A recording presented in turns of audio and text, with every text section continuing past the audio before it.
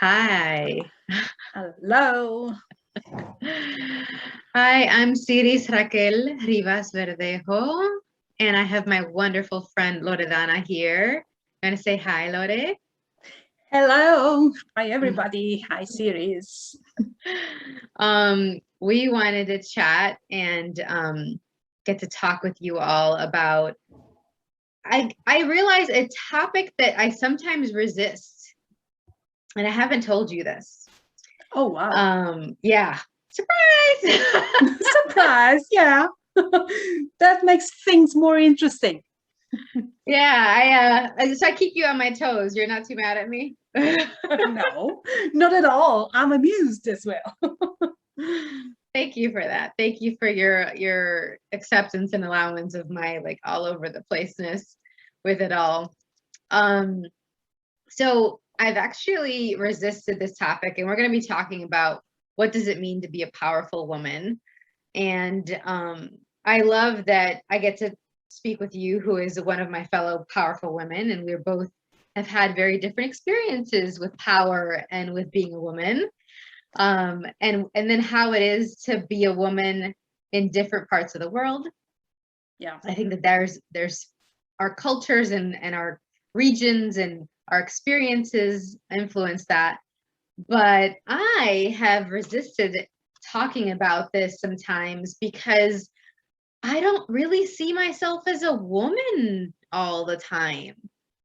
And so I'm like, do I have a say in this? Like, can I really speak to this if I don't always really identify with the women around me and with what they're choosing and women in history and then there's the portrayal of women in pop culture and media and so I was like, is this gonna work? Like, can we do this? And then talking with you and asking more questions, I was like, okay, yes.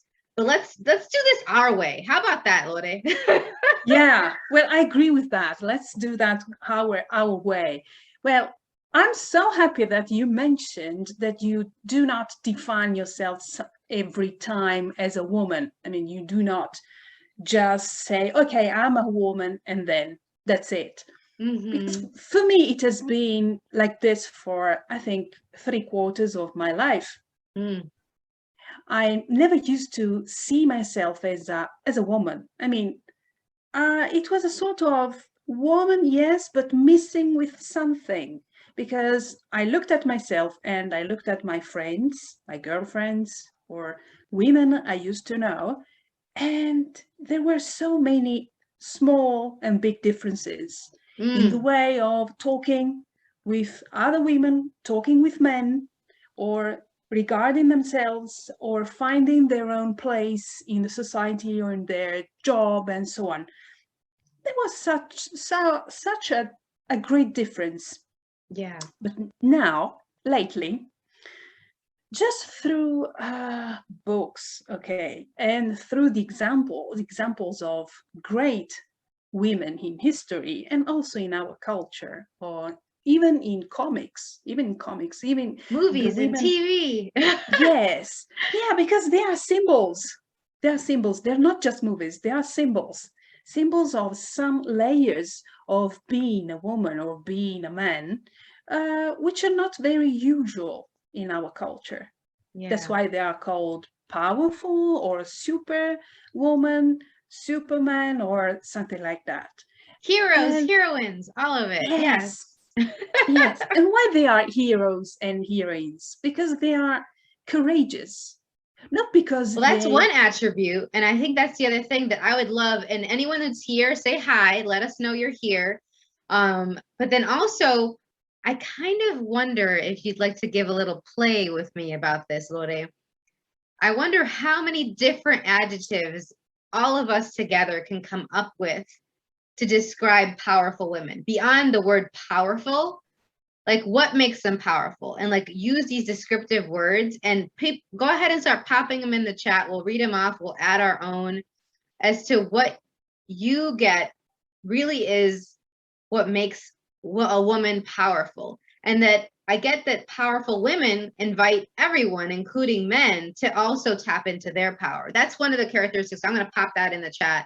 I'm like, okay, there's an invitation for them. Yeah, yeah. And that might be surprising. Yeah, because so that's another one, surprising. I'm going to put it in here. yeah. Yeah. And for instance, thinking of women, powerful women, besides courageous, or and not only because, for instance, they can fight like soldiers, they can, for instance, face monsters or something like that. They are courageous because they embrace themselves completely, their gifts, their powers, and they can be accepted. They fight against themselves because they are so powerful. Being powerful means that you are something more, but not from a classification. I mean, you're not better. You're just more of yourself.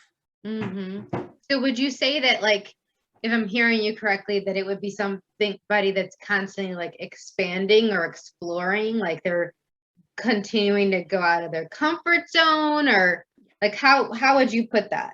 I'm gonna put it in our chat. Yes. I'm gonna be the documentarian. Yay! I like that.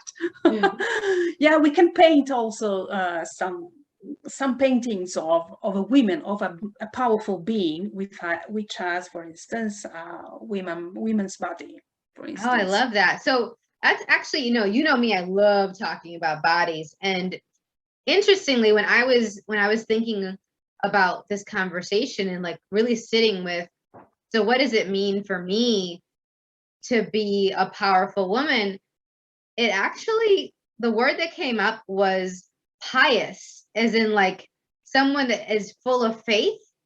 And it's about something, like, so it could be faithful to themselves is one of the first thing that came up. I was thinking of Mother Teresa and how she had a faith in God and in religion, but also think about the level of faith she had to have in herself to choose something so completely different than what was expected of her. That was very courageous. She dedicated her life to others, and she talked about how to do self-care in the midst of gifting and being of service to others. So there's this, I'm going to put down Mother Teresa, and I'm going to put down pious in here. It surprised me though, because I don't really consider myself religious. And yet when that word came up, there was this lightness that was true for me. I was like, well, where am I pious? Where am I full of faith that I haven't actually looked at for myself?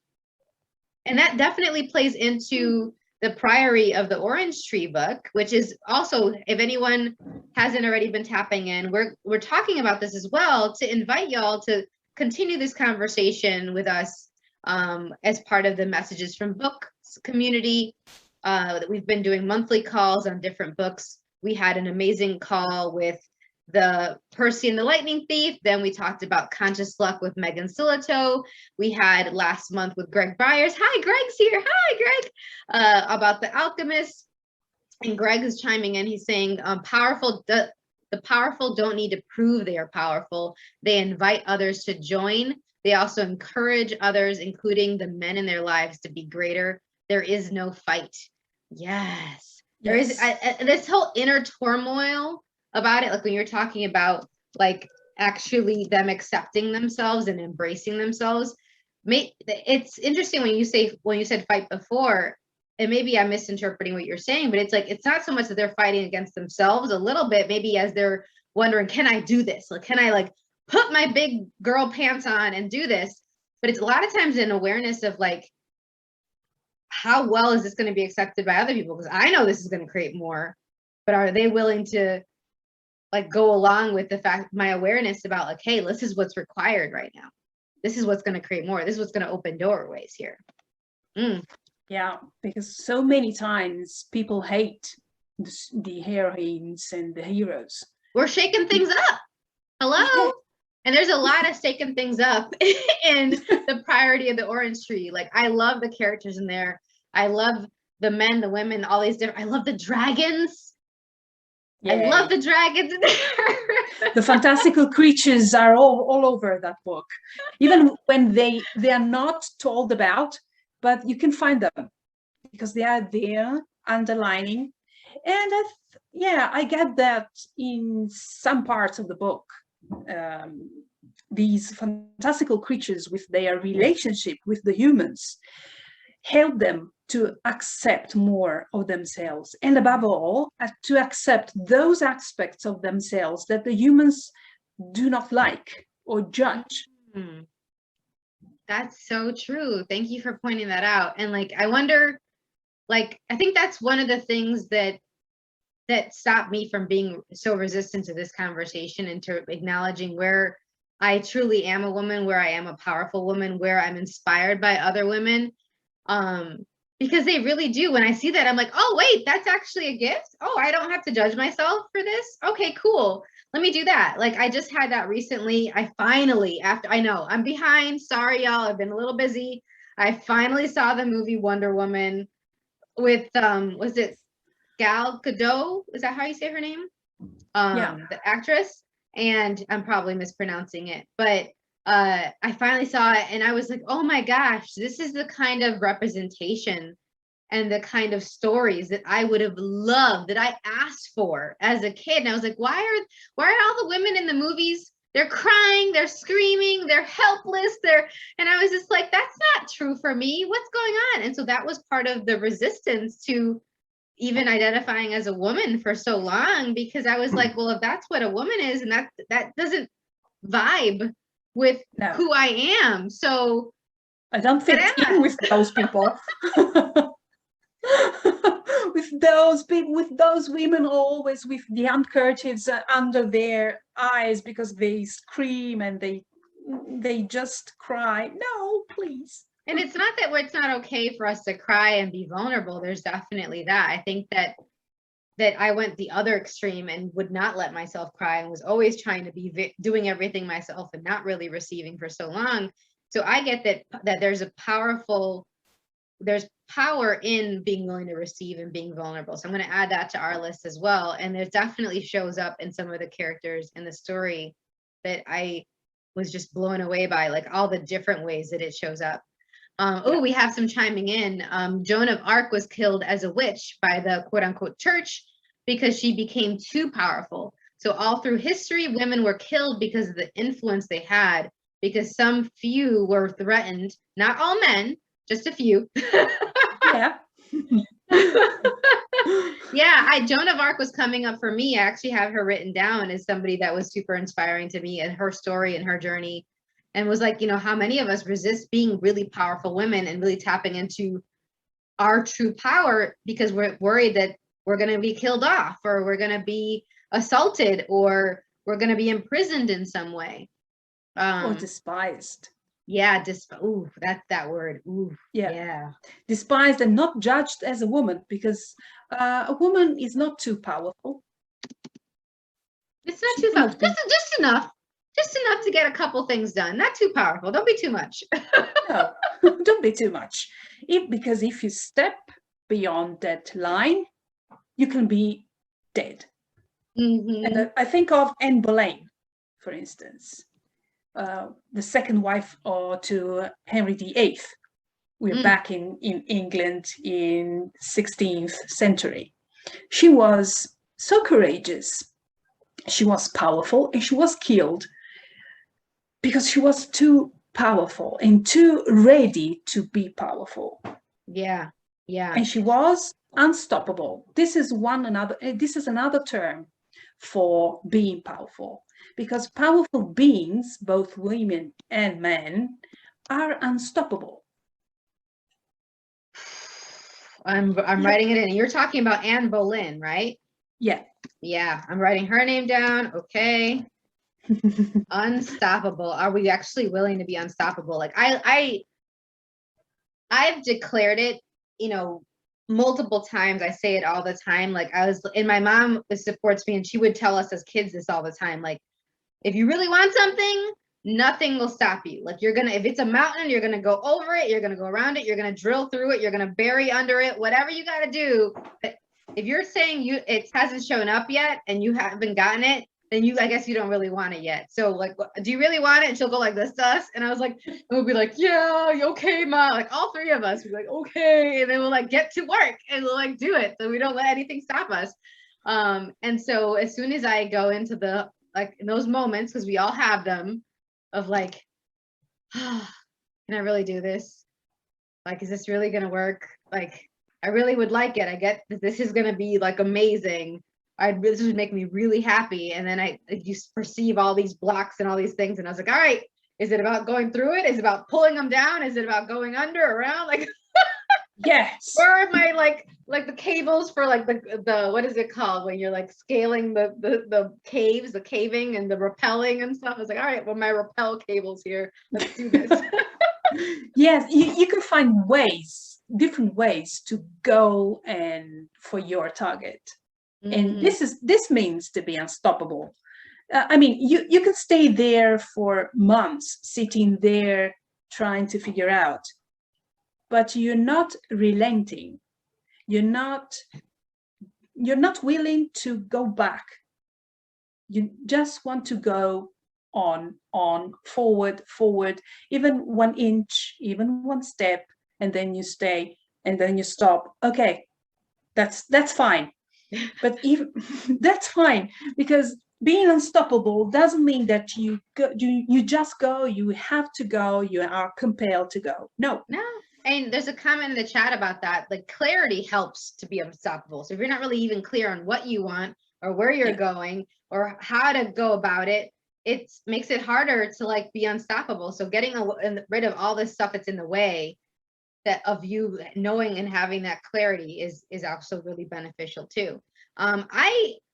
Interesting with the discussion of like, okay, what are some of the women that have really inspired me, like, and that I find to be really powerful. Another one that also matches this energy of unstoppable is Xena, the warrior princess. Anyone watched Xena, the warrior princess? Like, I feel like I need to like rewatch them, as like now it's been so many years, and do some energy work and like have some like maybe like a movie night with friends while watching it and like get their perspectives. I've completely different set of friends here, but Xena was like one of those first representations. It was like, that matches more what I really like.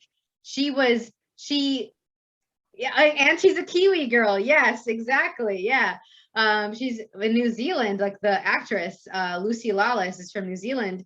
And yes, I loved her. It was when I first started realizing that I liked men and women was her, because she had male lovers. There was this whole, controversy of, is she really just friends with Gabrielle, her companion, or was there was a lot of like sexual energy with them as well? And I was like, what is that? Wait a minute. There's something there for me. And it invited me to look at that for myself for one of the first times in my life at a very young age was watching her and being like attracted to her and all this stuff. It was a confusing time. And yet it's the whole like, well, what if we don't have to choose one? And that's the other thing too with that. That's another characteristic for me. So I'm going to put in Xena, the warrior princess. Who loves Xena? Oh yeah, I used to love her because she was really strong. She was completely strong. Nothing could stop her, or nothing could harm her for a long time. I mean, she was just there ready to fight again and to go on again. She would get injured too. I think that was the most powerful part. Like, we're talking about unstoppable. It's not that you don't get hurt. It's not that you don't get injured. It's not that like traumatic stuff doesn't happen to you. Like, she was tortured. She had her legs broken, like all these different things. And then she just wouldn't let it stop her. And I was like, well, man, if Xena can do it, maybe I could do it. Yeah. And when you spoke about choosing different things, well, another powerful woman, but she's quite controversial, is I'm intrigued. is Harley Quinn. Oh, from the comics. Yeah, Joker's girlfriend. Uh-huh. And she's And yet completely she has her bonkers. own thing now, which I love. And she's not just Joker's girlfriend now. No, she's on her own. She stands there. She shines in her craziness because you look at her, you see her, and you say, "This is completely bonkers. I don't like that." Well, but if you just give her a closer look, you see her beauty because she chooses. She has the courage to choose herself, even if she's judged as completely bonkers, as completely weird. And she is weird, but she never steps back from being that. Yeah. And at first, I didn't like her so much because she wasn't good. I mean, no, she didn't have the label of the heroine fighting for people, saving She didn't have like a greater cause. She's not necessarily benevolent. Yeah, not at all. But I watched a movie with her, just with her, Suicide Squad. I think it's the title. And I fell in love with her. I said, okay, she's it. She's that. She be. She's everything. She used to be a normal woman, and then she became Harley Quinn.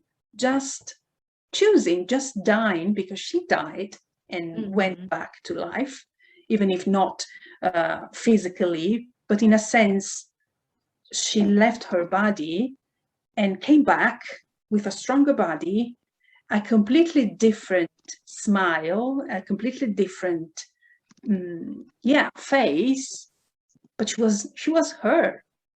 Yeah, and it actually reminds me of there's a lot of that with like Catwoman and things like that. There's this rebirth, there's this reinventing herself, which is seems to be more common in narratives in comics with women than with men, but there exists in both.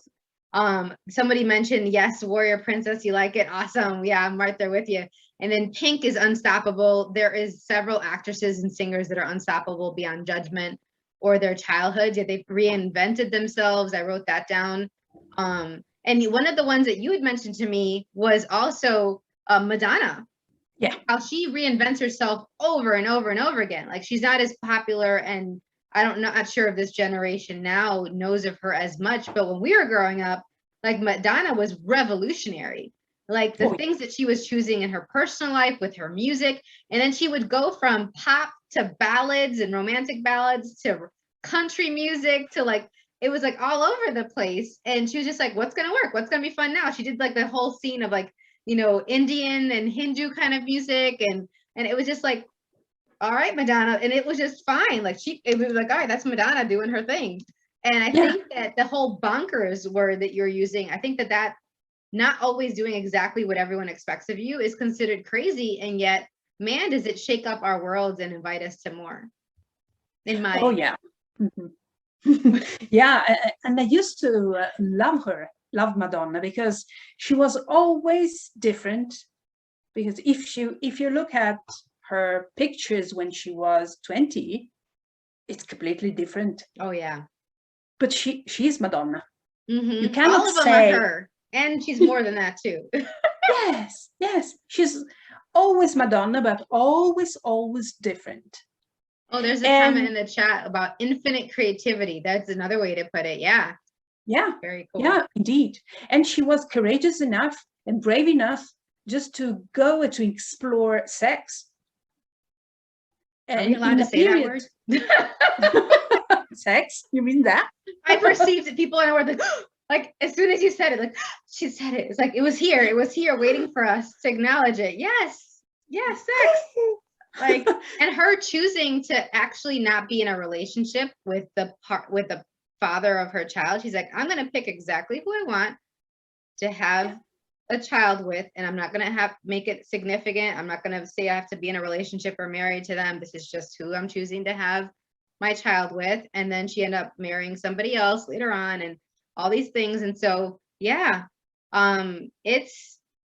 there's something there for all of us. And so if you like this discussion, there's so much more. This is one of the big themes that are running through Priory of an Orange Tree.